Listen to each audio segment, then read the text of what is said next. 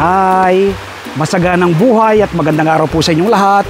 Nandito po ngayon sa San Jose del Monte, Bulacan. Dito po sa farm ni Sir Rafi Bengson. Dito po, nandito kayo sa kanyang nursery area. Dalawang greenhouse po ito. Yung majority po sa mga tanim dito ay lettuce na Panper variety. Ito pong nasa aking harapan ngayon ay 2 weeks old at ready to transplant. Tingnan nyo po, napakaganda.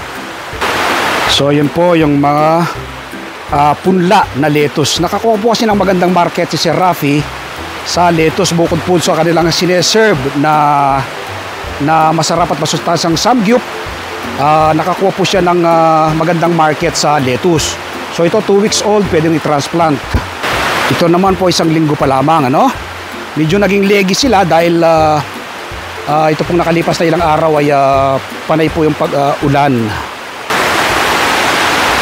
This coming Sunday po, invite ko po kayo na manood ng Masaganang Buhay. Alas 7 hanggang alas 8 ng umaga sa 1PH Signal TV, Channel 1 ng TV5. Simulcast po sa RPTV, YouTube at Facebook. Mapapanood po ninyo yung aking interview kay Sir Rafi at na-tour po niya ako dito sa kanilang napakagandang garden dito po sa San Jose del Monte, Bulacan. Si Sir Rafi ay 77 years old na, super senior na siya. Pero napaka-energetic po ng kanyang pangangatawan. Tinanong ko kung anong sekreto. Sir Rafi, anong sekreto? Sabi niya, clean living at eat more lettuce.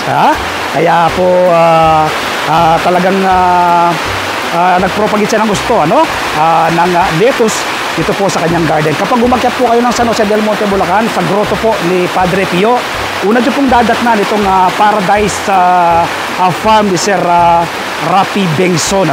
Huwag nyo pong kalimutan dumaan dito sa kanyang farm at meron po siyang restaurant na samgyup. So, nagawa po ni Sir Rafi na magtanim despite na super senior niya. Nagawa po na yung likod ng magtanim. How much more ikaw nanonood sa akin ngayon, magagawa mo rin ang magtanim. Salamat po. Happy farming. God bless.